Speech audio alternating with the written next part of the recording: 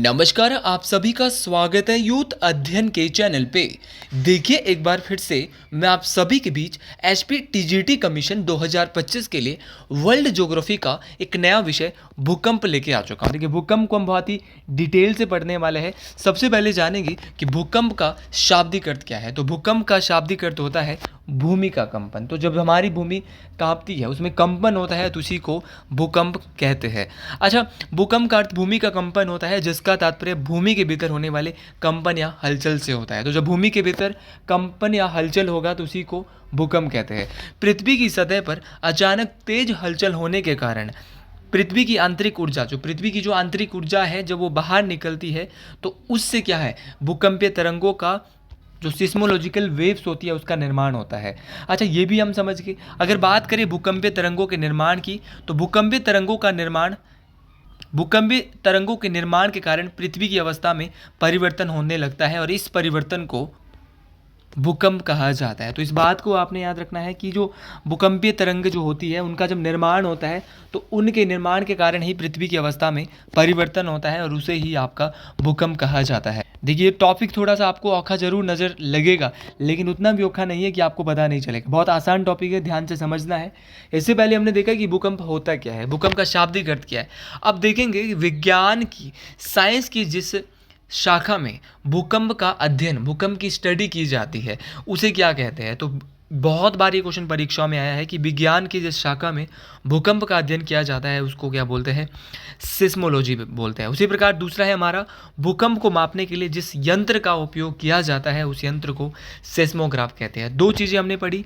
एक तो पढ़ा हमने भूकंप का अध्ययन कि साइंस की जिस स्टडी में भूकंप का अध्ययन किया जाता है उसे क्या कहते हैं, सिस्मोलॉजी कहते हैं। और दूसरा मैंने बोला कि भूकंप को मापने के लिए जिस यंत्र का उपयोग किया जाता है उसे सिस्मोग्राफ कहते हैं। दोनों ही बातें इंपॉर्टेंट है, दोनों ही बातें परीक्षाओं में पूछी जाने वाली है। अगर आप भी एचपी टीजीटी कमीशन की तैयारी कर रहे हो, टीजीटी आर्ट्स कमीशन की तैयारी कर रहे हो और हमारे साथ जुड़ना चाहते हो, हमने मात्र और मात्र हमारे बैच के साथ आप क्यों जुड़े, क्योंकि हमारा बैच मात्र और मात्र 499 रुपीज़ मंथ में है।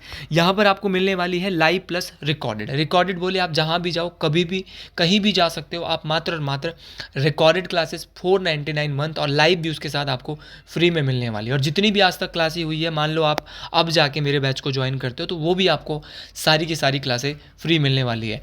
और आप मान लो किसी स्कूल में जॉब करते हो तो आप घर आके आराम से, रिकॉर्डेड का मतलब होता है कभी भी वीडियोज़ को देखा जा सकता है। और यहाँ पर जो आपको पढ़ाने वाले टीचर है वो कोई एक टीचर नहीं है, कम से कम आपको 5 टीचर पढ़ा रहे इस बैच में। तो अगर आप हमारे बैच के साथ जुड़ना चाहते हो तो आप इस बैच पे इस नंबर के साथ जुड़ सकते हैं 7876145409। और मिडिल क्लास फैमिली का हर एक भाई बहन 499 पे कर सकता है, क्योंकि भाई देखो 15-15 हज़ार, 5-5 हज़ार, 7-7 हज़ार एक महीने का पे करना थोड़ा मुश्किल होता है। और अगर मैं सच बताऊं, आपको तैयारी स्टूडेंट खुद ही करनी पड़ती है। 50% आइडिया मिलता है कोचिंग से, ठीक है, बाकी आपको 50% तो खुद मेहनत करनी है। तो एक चीज़ है, अगर आप हमारे साथ आओगे, कुछ मदद हम करेंगे, कुछ मदद आप खुद करोगे, क्योंकि जब आपको 5 लोग पढ़ाएंगे तो उनके दिमाग में और उनकी चीज़ें और उनका कंटेंट कुछ अलग अलग आपको मिलेगा। तो वहाँ से 50% हेल्प मिलेगी और 50% डिपेंड करती है आपकी मेहनत। तो अगर आप हमारे बैच के साथ जुड़ना चाहते हो तो आप इस नंबर पर जुड़ सकते हैं। अच्छा, तो सबसे पहले जानते हैं भूकंप के कारण कि भैया जो भूकंप है वो आता क्यों है। तो सबसे पहला जो इसका मुख्य कारण है वो ज्वालामुखी का विस्फोट। इससे पहले हमने जो टॉपिक पढ़ा है वो ज्वालामुखी वाला पढ़ा था, जहाँ पे हमने बहुत डिटेल से ज्वालामुखी वाले टॉपिक को पढ़ा है। अगर आपने मेरी पिछली वीडियोस को नहीं देखा है तो कृपया अगर आप मेरी प्लेलिस्ट में जाके पिछली वीडियोस को जरूर देखें। तो ज्वालामुखी का विस्फोट किसी क्षेत्र में भूकंप होने का एक प्रमुख कारण हो सकता है।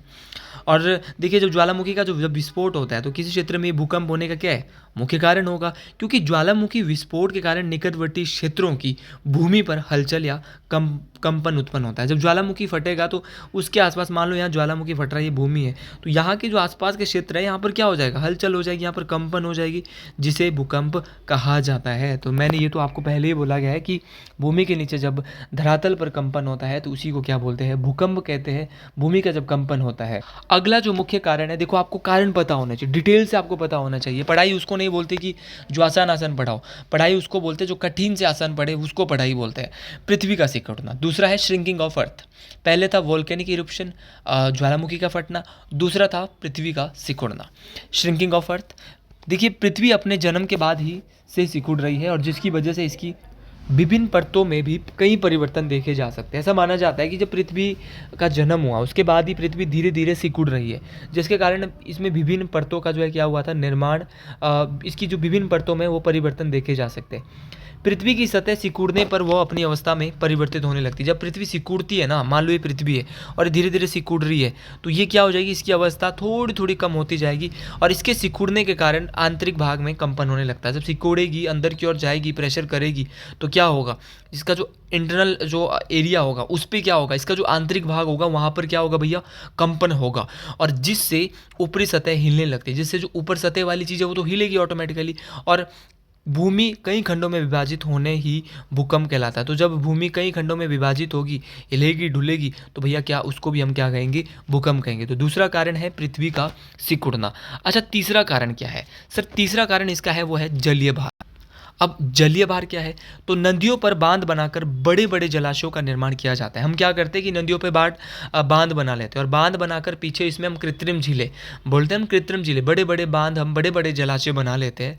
और जलाशयों में जल की मात्रा आवश्यकता से अधिक हो जाने के कारण क्या होता है कि जल चट्टानों में अपना प्रभाव डालने लगता है। अब जब जल पे जितनी क्षमता होगी पानी रखने की उतना तो रख पाएगा। अब ज़्यादा जब हम स्टोर कर लेते हैं कृत्रिम झीलों में पानी, तो उससे क्या हो जाता है, तो उस पे चट्टानों पर दबाव बढ़ जाने के कारण उनकी स्थिति में भी क्या हो जाता है, परिवर्तन होने लगता है। और जब चट्टानों में ही परिवर्तन हो जाएगा तो इन परिवर्तनों से भूमि में हलचल होने लगती है, जिससे तीव्र भूकंप की संभावना होती है। तो तीन चीज़ें हमने देख ली, ज्वालामुखी विस्फोट, पृथ्वी का सिकुड़ना, ये सब भूकंप के कारण है, और जलीय भार। देखो एनसीईआरटी लेवल आपको हर एक चीज़ यहाँ पर पढ़ाई जा रही है बहुत डिटेल से, तो अगर आप इनके नोट्स नहीं बना रहे तो फिर नोट्स टाइम से आप नोट्स बना ले। अगला है प्लेट टेक्टोनिक कारण। पृथ्वी के पटल को प्लेटों का बना हुआ है। अब पृथ्वी का जो नीचे जो पटल है ना, भूपटल है, मतलब कि आप जो पृथ्वी के नीचे जो धरातल है वो किसका बना हुआ है, वो बना हुआ है भैया आपका प्लेटों का। अब ये प्लेटें कभी कभी आपस में क्या है, जो ये सरकती रहती है, प्लेट टेक्टोनिक रीजन इसको आप बोलते हैं, और कभी कभी दूसरी प्लेटों से ये आपस में टकरा जाती है। मान लो ये भी प्लेट है, ये धरातल है, इसके नीचे ये भी प्लेट है, ये भी प्लेट है। अब जब ये आपस में खिसक गई तो ये पूरा ऊपर वाला एरिया क्या है, हिलचा दे। जब ये आपस में टकराएगी, ये प्लेट और ये प्लेट जब आपस में टकराएगी तो इससे क्या होगा, प्लेटों के टकराने से भूकंप आने लग जाते हैं। तो भूकंप आने के चार कारण हो सकते हैं, और आपको नॉर्मल भाषा में भी आपको ये भूकंप आने के कॉज पता होने चाहिए कि भूकंप क्यों क्यों आता है। एक एक करके मैं इनको दोबारा एक बार बताता हूँ। तो सबसे पहले हमने पढ़ा था ज्वालामुखी का विस्फोट, जो कि ज्वालामुखी के आने के कारण भी जो है वो भूकंप आ सकता है। दूसरा था हमारा पृथ्वी का सिकुड़ना, क्योंकि लाखों वर्षों से पृथ्वी सिकुड़ रही है, जन्म के बाद ही सिकुड़ रही है, तो पृथ्वी के सिकुड़ने के कारण इसके आंतरिक भाग में परिवर्तन होगा, जिससे पृथ्वी पे भूकंप आ सकता है। अगला कॉज था हमारा जलीय भार। नदियों पर बांध बनाए जा रहे हैं और बांध बनाने से जो जलाशय का निर्माण किया जा रहा है वो चट्टानों को प्रभाव पहुंचा रही है, जिसके कारण ये जलीय भार के कारण भी भूकंप आ सकता है। अगला जो मेन कॉज था वो था प्लेट टेक्टोनिक रीजन। तो प्लेट टेक्टोनिक कारण, क्योंकि पृथ्वी के नीचे कुछ प्लेट्स हैं और जब ये प्लेट्स आपस में टकरा जाती है तो प्लेटों के टकरानों से भी भूकंप आ सकते हैं। इस बात को आपने याद रखना है। तो सबसे पहले आज हम पढ़ने वाले हैं भूकंप में पढ़ेंगे एपी सेंटर। अब एपी सेंटर क्या होता है, भूकंप केंद्र क्या होता है। दूसरा है अधिकेंद्र, जिसको बोलते हैं फोकस पॉइंट। देखिए यह पृथ्वी के आंतरिक भाग में स्थित होता है। देखिए जो भूकंप केंद्र होता है वो कहाँ पर होता है, ये होता है आंतरिक भाग में, मतलब पृथ्वी के अंदर। ये है सतह, ये पूरी की पूरी ऊपर सतह है, मतलब ये भूमि है, और ये है नीचे क्या आपका, यह है आपका यहाँ से निकला भूकंप, यह है भूमि के अंदर, इसी को बोलते हैं भूकंप केंद्र। तो ये है आपका भूकंप केंद्र, और ये भूकंप के जो है वो कहाँ पर होता है, पृथ्वी के आंतरिक भाग में होता है। और ये आंतरिक भाग में स्थित वह क्षेत्र होता है जहाँ से भूकंपीय तरंगें मुक्त होती है, इसे भूकंप केंद्र कहते हैं। तो याद रखना भूकंप केंद्र क्या होता है, ये पृथ्वी के आंतरिक भाग में स्थित होता है, और ये वो क्षेत्र होता है जो कि जहाँ से भूकंपीय तरंगें निकलेगी, भूकंपीय तरंगें मुक्त होगी, इसीलिए इसे भूकंप का केंद्र कहते हैं। दूसरा अगर मैं कहूँ, दूसरा होता है अधिकेंद्र।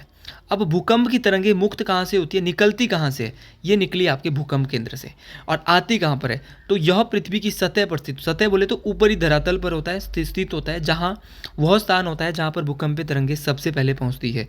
यह भूकंप केंद्र के ठीक ऊपर स्थित होता है, और भूकंप के कारण सर्वाधिक विनाश यहीं पर होता है। अच्छा, ये क्या बात बोली सर आपने, एक बार दोबारा बता दीजिए, मैं दोबारा इस पूरे मैप को बना लेता हूँ। एक बार आप मैप से समझेंगे तो और बढ़िया तरीके से आपको, थोड़ा सा मैं डायग्राम से आपको समझाऊंगा तो और अच्छे से समझ आएगा। यह है ऊपर सतह, पूरे का पूरा एरिया क्या है, सतह है। यह है धरातल, ये मतलब पृथ्वी का नीचे वाला हिस्सा है, यहाँ से आया भूकंप, यह है भूकंप केंद्र। धरातल बल क्या होता है, आंतरिक भाग में होता है भूकंप केंद्र। भूकंप केंद्र से ही मुक्त होती है, मैंने बताया भूकंपीय तरंगे भूकंप केंद्र से मुक्त होती है और कहाँ पे निकलती है, सीधी भूकंप केंद्र के ठीक ऊपर क्या होता है, भूकंप क्या होता है, अधिकेंद्र होता है। तो याद रखना अधिकेंद्र पे आती है और सबसे ज़्यादा जो नुकसान होगा या धरातल पर सबसे पहले जो भूकंप की तरंगे पहुँचेगी वो कहाँ पे पहुँचेगी, तो याद रखना इसी क्षेत्र में, कहाँ पर पहुँचेगी, अधिकेंद्र पे पहुँचेगी, एपी सेंटर आप इसको अंग्रेजी में कहेंगे। ठीक है, निकली कहाँ से, निकली तो थी भूकंप केंद्र से, फोकस पॉइंट से, लेकिन आई कहाँ पर, एपी सेंटर पर, अधिकेंद्र पे। इस बात को आपने याद रखना है। ये सारी की सारी बातें देखो समझाना थोड़ा कठिन जरूर है, लेकिन ये चीज़ें आसान भी है। तो अब जब भूकंप फटता है तो तीन तरंगियों का, तीन सिस्मोलॉजिकल वेव्स का क्या होता है, निर्माण होता है। सबसे पहले होती पी तरंगे, दूसरी होती एस तरंगे और एल तरंगे। कैसे कैसे इनके नाम है, सबसे पहले पी तरंगों को प्राइमरी वेव्स, प्राथमिक तरंगे बोला जाता है, दूसरी होती द्वितीयक तरंगे और तीसरी होती है जो एल तरंगे होती है, इनको एच डी लव ने जो है, इनको एल तरंगे को, इनको लव वेव्स कहा जाता है। अब इनकी खोज एच डी लव ने की थी, इसीलिए इनको लव वेव्स भी कहा जाता है। अच्छा भैया, यहाँ पे एक एक बात हम करने वाले हैं बहुत डिटेल से। मैंने बोला आपको कि तीन तरह की भूकंपीय तरंगे होती है। पहला, अगर इस तरंग की औसत गति की बात करें तो ये जब तरंग फटती है, ये तरंग जब आती है तो इस तरंग की जो स्पीड होती है वो 8 किलोमीटर प्रति सेकंड होती है। उसी प्रकार आपके सेकेंडरी वेव्स की स्पीड जो है वो 4 किलोमीटर प्रति सेकंड होती है। और अगर बात करें आपकी लव वेव्स की, एल वेव्स की, तो इसकी गति लगभग 1.5 किलोमीटर प्रति सेकंड होती है। तो जितनी कम गति होगी नुकसान उतना ही ज़्यादा होगा, इस बात को आपने याद रखना। जो प्राइमरी वेव्स होती है, भूकंप की जो प्राथमिक तरंगे होती है, ये ठोस भी होती है, द्रव भी होती है और गैस भी होती है। दोनों तीनों बातें आपको याद रखना है कि भूकंप की वो कौन सी तरंगे होती है जो ठोस, द्रव और गैस तीनों होती है। तो भैया बोलेंगे आपकी पहली प्राइमरी वेव्स होती है। दूसरी होती है जो केवल ठोस माध्यम में होती है, केवल सॉलिड फॉर्म में होती है, तो वो आपकी सेकेंडरी वेव्स होती है। इस बात को आपने याद रखना है और याद रखना ये मोस्ट इंपॉर्टेंट है।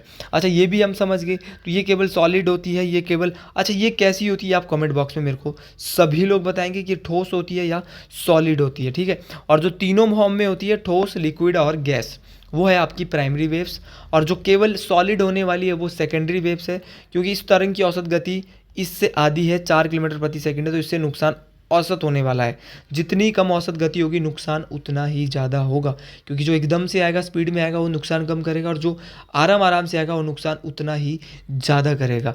और भैया अगर बात करें आपकी एल वेव्स की, तो ये 1.5 किलोमीटर प्रति घंटे की रफ्तार से आता है। और अगर बात करें आपका, ये तीनों फॉर्म में होता है, ये 2 फॉर्म में होता है, इससे ये कितने फॉर्म में होता है ज़रूर आप मेरे को बताएंगे। देखिए, जो आपकी प्राइमरी वेव्स है, क्वेश्चन आ सकता है आपको परीक्षा में कि ऐसी कौन सी तरंग है भूकंप की जिससे सबसे कम क्षति होती है। तो सबसे कम जो शक्ति होती है वो होती है आपकी किससे, प्राइमरी वेव से, प्राथमिक तरंगों से। अब दूसरी जो आपकी तरंगे हैं वो है आपकी ठोस तरंगे। ठोस तरंगों की अगर दोस्तों बात करें तो इससे क्षति औसत होने वाली, एवरेज, इससे नुकसान होने वाला है।